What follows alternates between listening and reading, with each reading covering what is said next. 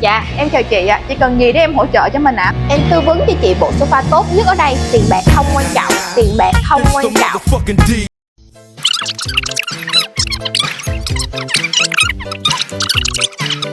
Cũng ok á. Chị muốn coi thêm bàn ăn với em. Dạ, chị yên tâm, ở đây em có hết ạ. Dạ, em mời chị ngồi ạ.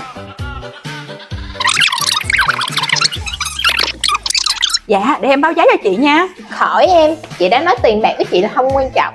Chị giàu mà em. Dạ, vậy chị có ưng hai sản phẩm vừa rồi không chị? Có em, chốt cho chị đi em. Ủa lẹ vậy? Dạ, chị muốn thanh toán bằng hình thức nào ạ? Cho chị trả góp nha em. Ê, tiền bạc không quan trọng. Chị đã nói tiền bạc với chị là không quan trọng.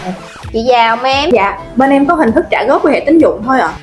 Thôi, chị làm gì có thể đó. Để chị về chị tính rồi chị quay lại nha em. gió cuốn bay ngược thành sông có